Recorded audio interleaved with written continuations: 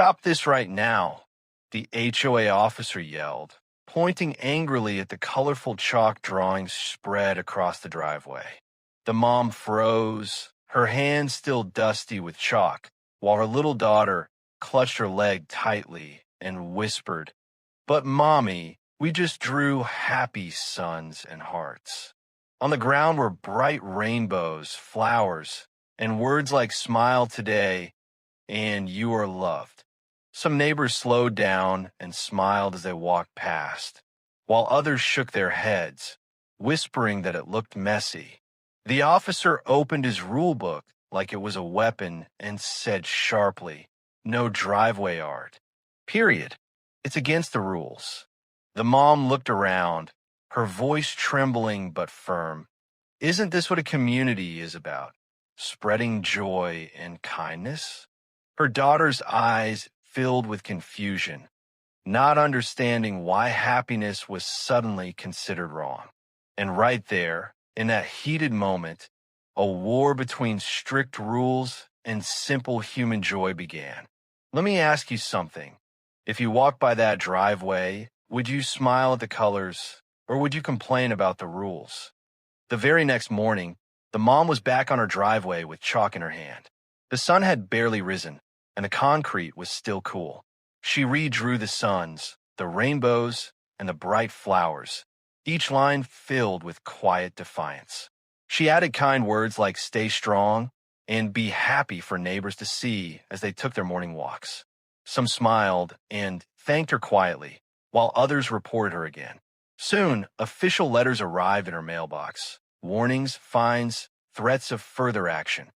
She sat at the kitchen table staring at them, her daughter asking softly, "Mommy, are we in trouble for being happy?"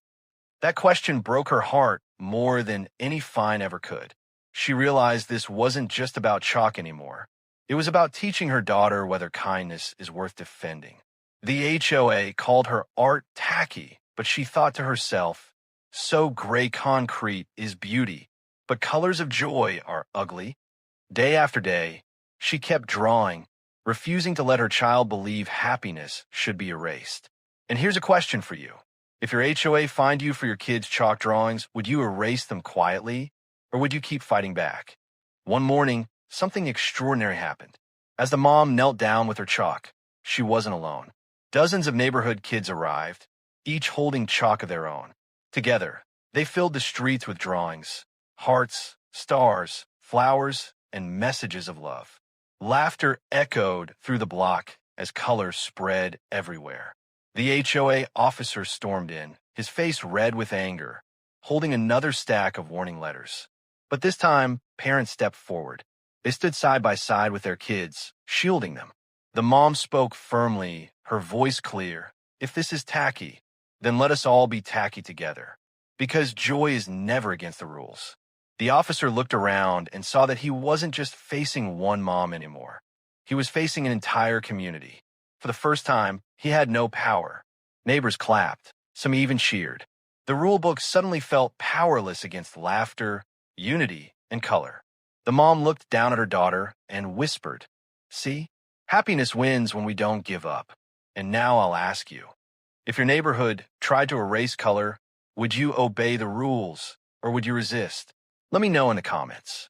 Hit like if you believe kids' laughter should never be against the rules, and share this story with someone who needs a little reminder.